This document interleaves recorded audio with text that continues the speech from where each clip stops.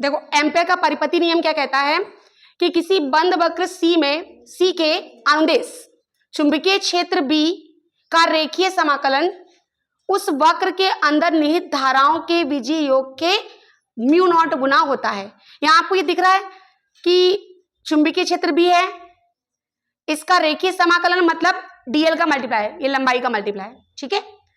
रेखीय समाकलन क्या बोला उन्होंने, उस बंद वक्र के C के अंदर निहित जितनी भी धाराएं होंगी उन धाराओं के बीजीय योग का म्यू नॉट गुना होता है। ऐसा किसने बोला था, एम्पियर जी ने अपने परिपति नियम में बोला था, ठीक है।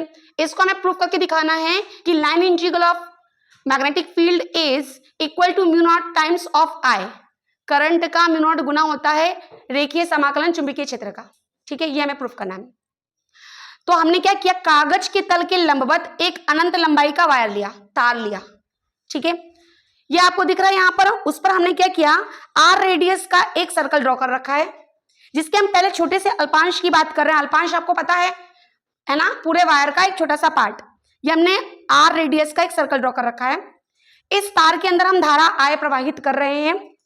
हमने क्या किया, एक छोटे से अल्पांश की बात करी है। ये छोटे से अल्पांश के बारे में हमने बायो-सावर्ट के नियम में पढ़ा था, याद हो अगर आपको। बायो-सावर्ट का नियम क्या कहता था, बायो-सावर्ट का नियम ये कहता था कि किसी भी बिंदु पर चालक तार, अगर वृत्तीय मार्ग पर हम बात कर रहे हैं तो किसी भी बिंदु पर चुंबकीय क्षेत्र की जो तीव्रता भी होती थी, अगर वो वृत्तीय मार्ग पर है तो, है ना, स्ट्रेट वायर की बात नहीं कर रही हूं, वृत्तीय मार्ग के लिए क्या हुआ करता था, mu naught upon 2 pi I upon R, ठीक है। डायरेक्टली याद रखना कि वृत्तीय मार्ग के किसी बिंदु पर चुंबकीय क्षेत्र जो होता था, चुंबकीय क्षेत्र की तीव्रता जो होती थी वो बी वेक्टर कितने के बराबर होता था, mu naught upon 2 pi I upon R के।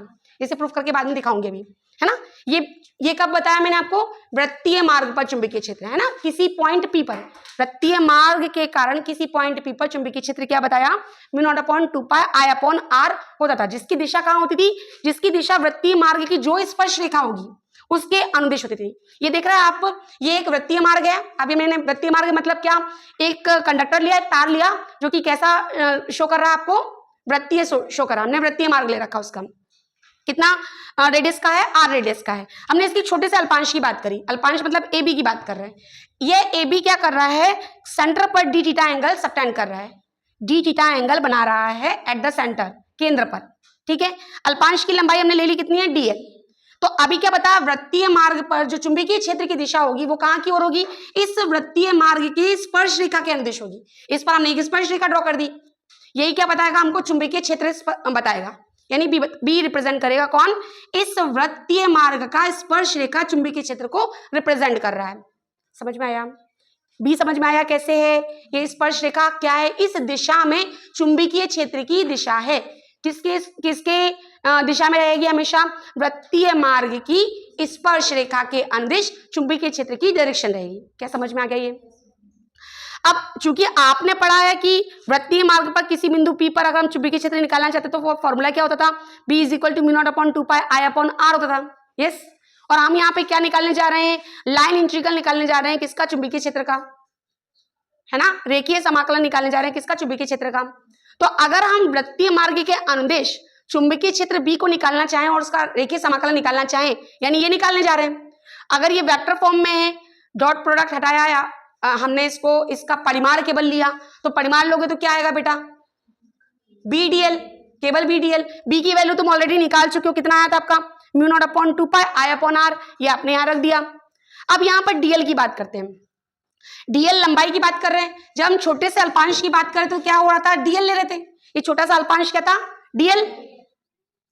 अब अगर हम यहां से समझना जरा, ये इतने से पोर्शन की बात कर रहे हैं, और अगर इस पोर्शन की जगह मैं पूरे वृत्त की परिधि की बात कर दूं, है ना, पूरे वृत्त की परिधि के द्वारा सेंटर पर कितना एंगल सबटेंड कर रहा हम वो निकाल लें अगर, तो आपने पढ़ रखा कोण बराबर चाप बटे त्रिज्या, ये सुनो, इस डीएल को अगर मुझे रिप्रेजेंट करना हो कोण के फॉर्म में तो आपने एक फॉर्मूला पढ़ रखा है, ये चाप है, ये त्रिज्या है, अगर ये आर है तो ये भी कितनी होगी, आर ही होगी ना, ये सुनो, आपने पढ़ रखा कोण बराबर होता है चाप बटे त्रिज्या।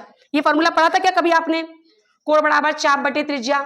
यहां पर चाप कौन है, डीएल है, ये सुनो, इसकी जगह हमने डीएल रखा, त्रिज्या कितनी है, आर है, वृत्त की आर रखा, और कितना कोण सबटेंड कर रहा है ये चाप, इस पर कितना कोण सबटेंड कर रहा है, यहां लिख रखा था मैंने, कितना है वो डी थीटा, तो यहां डी थीटा रखा।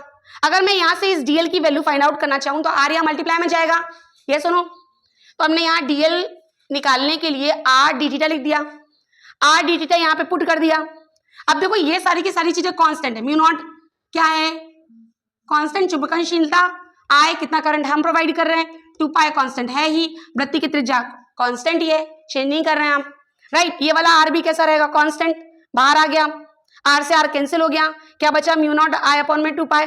अब यहाँ डी थीटा का समाकलन समझिएगा, डी थीटा का समाकलन या फिर यूं कहो कि डी थीटा का समेशन निकालना है। समेशन मतलब अभी हम जब छोटे से अल्पांश की बात कर रहे थे तब इसने सेंटर पर कितना एंगल सबटेंड किया था, डी थीटा। अगर मैं इस पूरे वृत्त की बात करने लगूं, पूरे वृत्तीय मार्ग की बात करूं, तो हमें पता है कि किसी भी सर्कल के द्वारा सेंटर पर टोटल एंगल कितना सबटेंड होता है 360 डिग्री। और डिग्री की जगह इसको अगर हम रेडियन में लिखना चाहे तो क्या होता है वो 2 पाई, क्या पता है या नहीं। तो क्या हम इस डी थीटा के समेशन के प्लेस पर 2 पाई लिख सकते हैं, हमने इस डी थीटा के समेशन के प्लेस पर 2 पाई लिख दिया, 2 पाई से 2 पाई क्या हो गया कैंसिल, क्या आ गया म्यू नॉट आई। तो हमें यही तो प्रूफ करना था कि परिपति नियम क्या बोल रहे थे एम्पियर जी ये बोल रहे थे कि जब भी हम किसी बंद वक्र की बात करें तो बंद वक्र सी के अनुदेश चुंबकीय क्षेत्र बी का रेखीय समाकलन, जब हमने इसका क्या किया रेखीय समाकलन किया, तो रेखीय समाकलन इस वक्र के अंदर जो धारा कितनी थी बेटा आई, इस वक्र के अंदर निहित धाराओं के बीजीय योग का म्यू नॉट गुना होता है, तो धाराओं का टोटल बीजीय योग कितना है आई और उसका म्यू नॉट गुना, यही तो प्रूफ करके दिखाना था। आ गया समझ में।